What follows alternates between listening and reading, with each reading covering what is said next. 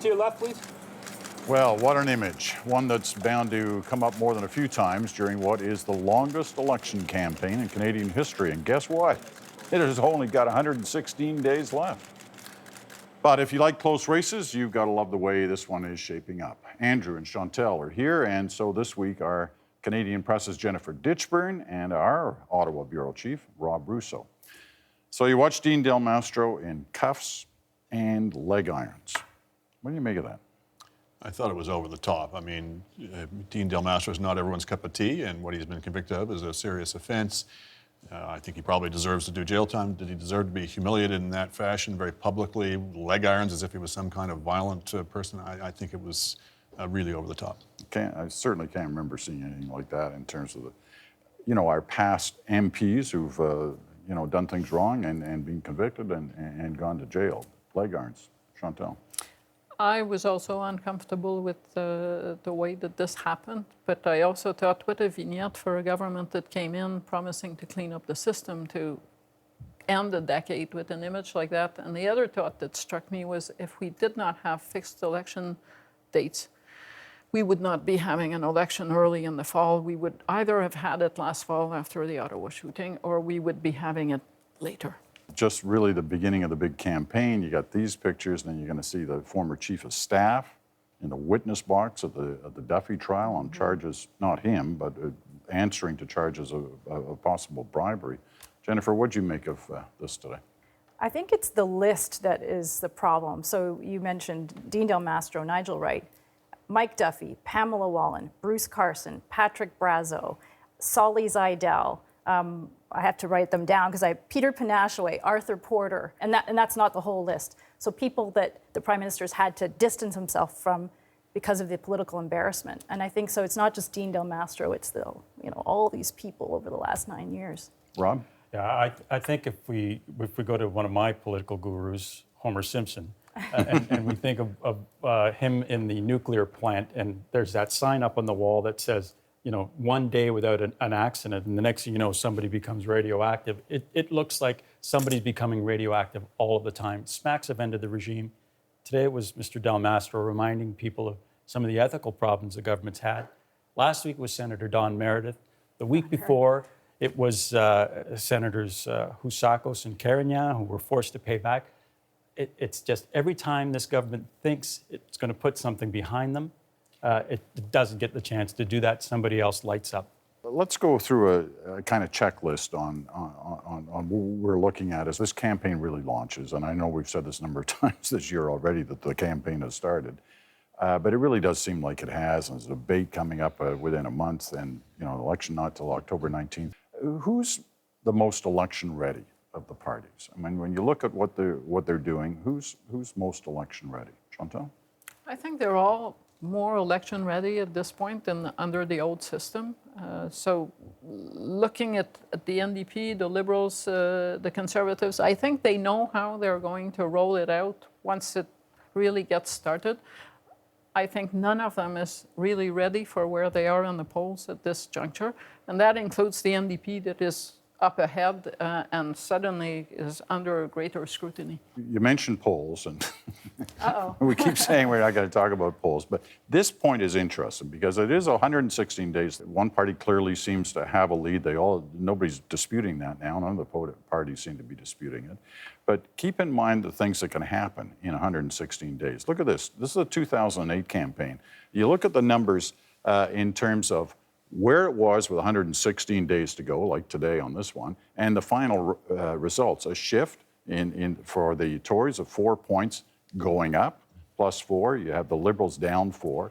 NDP more or less flat on that in the 08 campaign. But now look at the 2011 campaign, because there was quite a shift in that kind of 116-day period.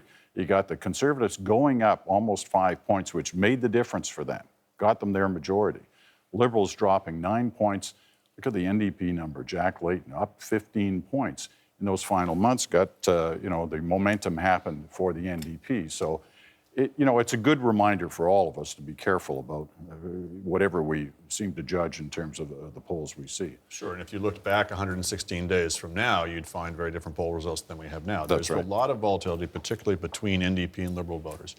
I think the Conservatives have a certain number of advantages going into this, notwithstanding where they are on the polls right now, but they are still out fundraising both of the other parties combined.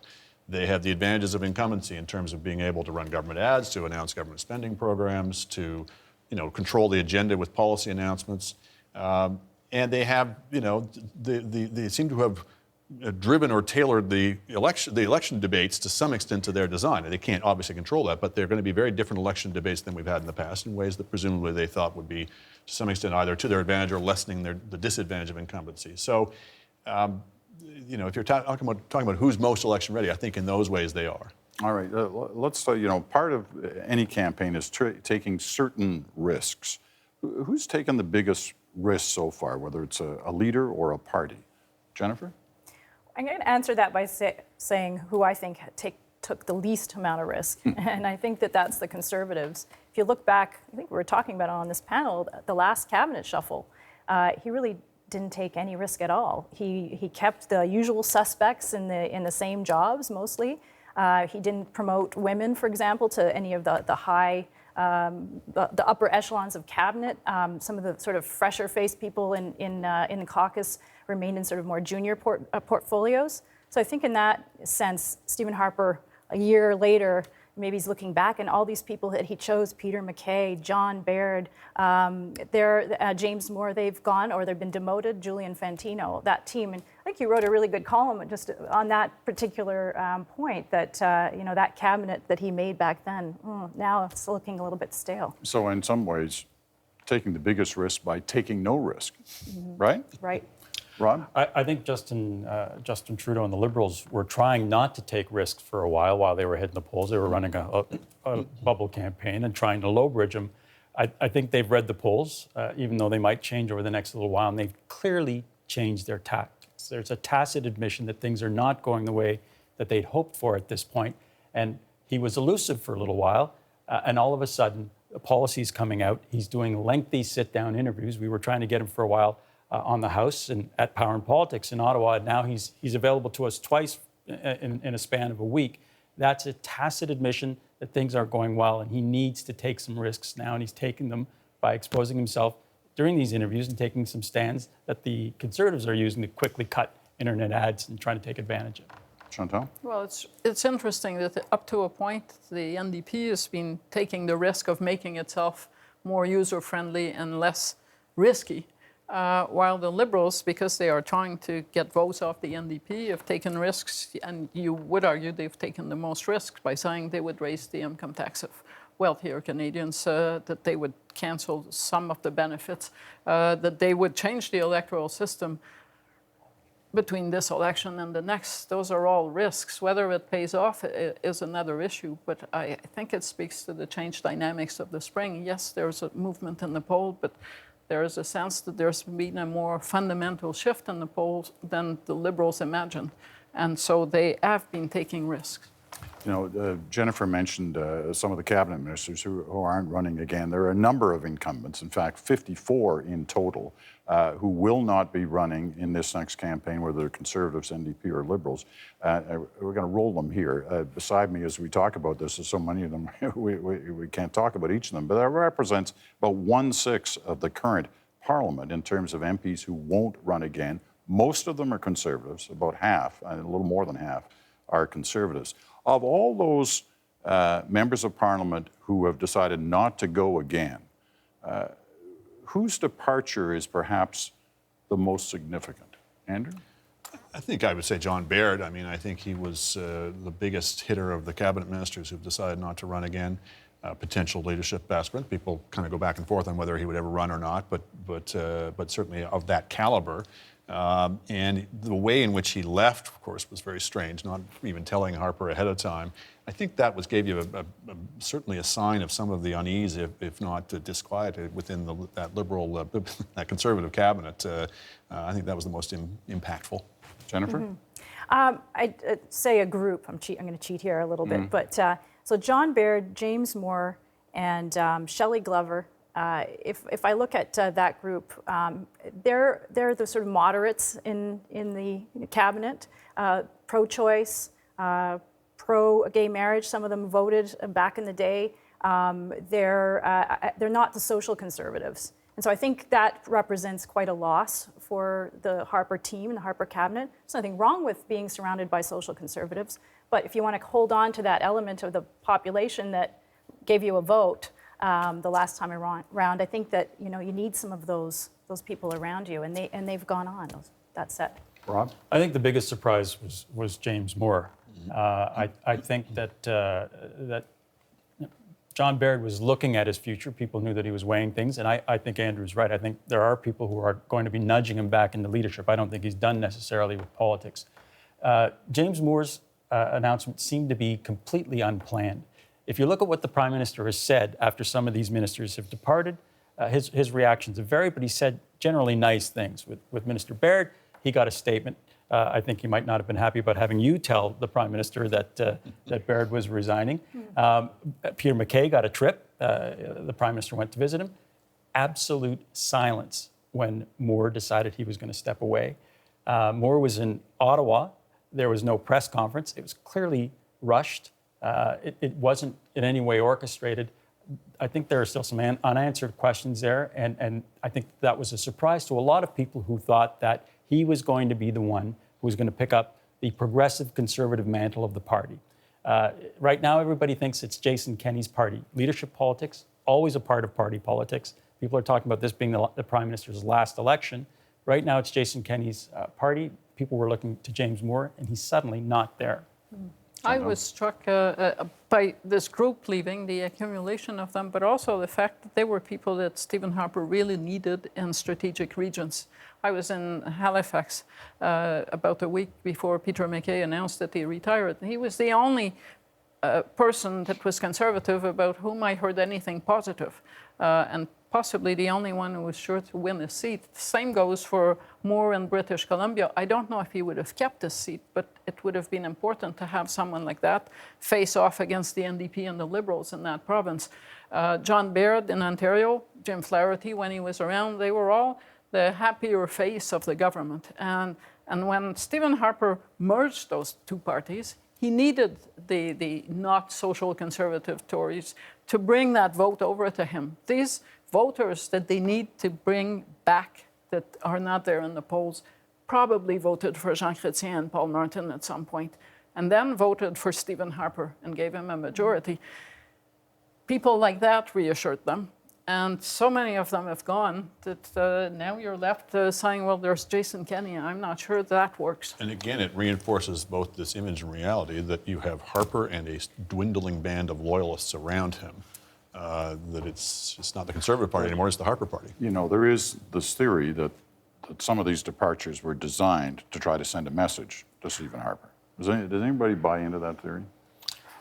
Well, I do think that there were people in the party who were concerned about the direction of the party, but they could have spoken up in caucus. You didn't need you didn't need Michael Chong's bill to bring down a leader, and they chose not to.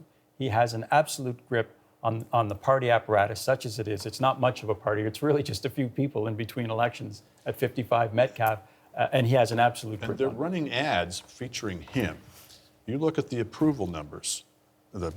Approval versus disapproval. He's 30% approval, 60% disapproval. He's a negative 30.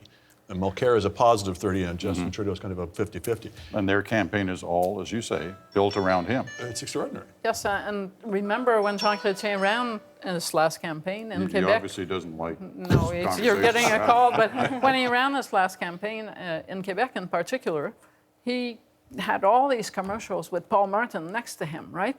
And that certainly helped, but that is how he kind of made himself more acceptable, to say, I'm more than just me. You may be getting tired of me, but I have this great team, and here's Paul Martin. And Stephen Harper, who would he have on a commercial at this point? But they're counting on the fact that people have made up their minds about him, and there are a lot of people who don't like him, but he knows that, and he's in a sense saying, you don't like me, but you respect me, and I'm prepared to go to you again and ask you for a vote. I covered Pierre Trudeau at the tail end of it in Ontario, where people now say that Trudeau walks on water. and no one wanted, and you remember that too. Sure. No one wanted to have him in a hall. They wanted him gone. So just because you know someone and you liked him doesn't mean you still want that person. It's funny how time makes people forget, right? All right, we got to take a quick break, but when we come back, it's photo op of the week time. And just like the race, it's a three-way tie this week.